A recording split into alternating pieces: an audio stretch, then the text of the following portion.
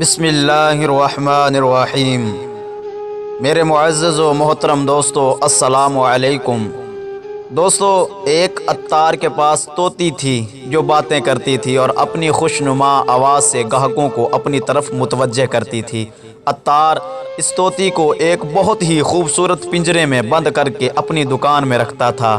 جب بھی دکان پر کوئی گاہک آتا تو طوطی اپنی میٹھی باتوں سے گاہک کو خوش کر دیتی۔ اس طوطی کی وجہ سے عطار کا کاروبار خوب چمک رہا تھا۔ اس کی دکان پر ہر وقت گاہکوں کی بھیڑ لگی رہتی تھی۔ عطار اپنی اس طوطی کی وجہ سے بڑے فائدے میں تھا۔ ایک مرتبہ کا ذکر ہے کہ عطار کو کسی کام کی غرض سے دکان کو اکیلا چھوڑ کر جانا پڑ گیا۔ عطار کی غیر موجودگی میں اتفاقاً دکان پر ایک بلی آ گئی۔ بلی نے جب دیکھا کہ دکان پر کوئی نہیں ہے تو اس نے چوہوں کی تلاش شروع کر دی۔ ایک چوہے کے پیچھے وہ ایسے بھاگی کہ طوطی بلی کو دیکھ کر ڈر گئی اور گھبرا کر پنجرے سے باہر نکلنے کے لیے پھڑ پھڑانے لگی۔ چونکہ پنجرے کا دروازہ بند تھا اس لیے اپنی کوشش میں کامیاب نہ ہوئی اور پنجرے سمیت عطار کی خوشبو والی بوتلوں پر آ گئی۔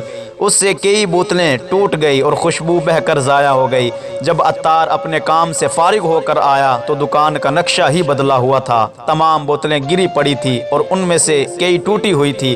تمام بوتلوں سے خوشبو نکل کر زمین پر بہی ہوئی تھی اور پنجرہ بوتلوں پر گرا ہوا تھا۔ پنجرے میں طوطی سہمی ہوئی بیٹھی تھی۔ عطار اپنی دکان کا یہ حشر دیکھ کر اپنے آپ میں نہ رہا۔ اس نے خیال کیا کہ یہ ساری شرارت طوطی کی ہے جس نے بوتلوں کے اوپر پنجرہ گرا کر ساری بوتلیں توڑ دی ہیں۔ چنانچہ عطار نے آؤ دیکھا نہ تاؤ غصے میں آ کر طوطے کے سر پر ایسے تھپڑ رسید کیے کہ طوطی کے سر کے بال جھڑ گئے اور وہ سر سے گنجی ہو گئی۔ طوطی عطار سے مار کھا کر اور ڈر گئی۔ اس پر اس قدر خوف طاری ہوا کہ اس نے باتیں کرنا چھوڑ دیا اور خاموشی اختیار کر لی۔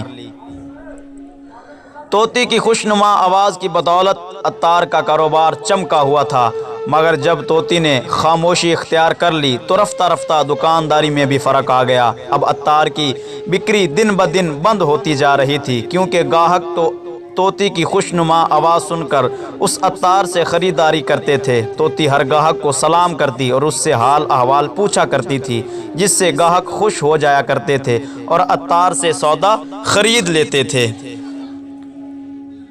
عطار اپنے کاروبار کے خراب ہو جانے پر اب تو بڑا پریشان ہوا اور بڑا پچھتایا کہ اس نے خواہ مخواہ غصے میں آ کر طوطی کو مارا۔ اس نے بہت کوشش کی کہ کسی طرح طوطی دوبارہ بولنا شروع کر دے اور اس کی دکان کی رونق واپس لوٹ آئے، مگر طوطی کسی صورت نہ مانی اور بالکل ہی بولنا چھوڑ دیا۔ بیٹھی رہتی۔ عطار نے پھر بھی ہمت نہ ہاری اور فقیروں اور مسکینوں کو راہ خدا میں خیرات دینا شروع کر دی۔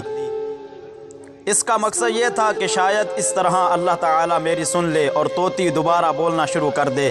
چند دن تک طوطی خاموش رہی۔ فقیر آتے اور عطار سے خیرات لے کر اپنی راہ ہو لیتے۔ ایک دن ایک ایسا فقیر دکان پر آیا جس کا سر گنجا تھا۔ طوطی کی نظر جب اس گنجے فقیر پر پڑی تو وہ اچانک بول اٹھی اور کہا، کیوں جی، آپ نے بھی خوشبو کی بوتلیں توڑی تھیں جو گنجے ہو گئے ہیں؟ پاس کھڑے ہوئے لوگوں نے طوطی کی یہ بات سنی تو ہنس پڑے کہ طوطی نے گنجے فقیر کو بھی اپنی طرح کا سمجھ لیا ہے اور یہ سمجھ بیٹھی کہ میں تو بوتلیں توڑنے کی پاداش میں سر سے گنجی ہوئی ہوں، اسی طرح یہ فقیر بھی بوتلیں توڑنے کی وجہ سے سر سے گنجا ہوا ہے۔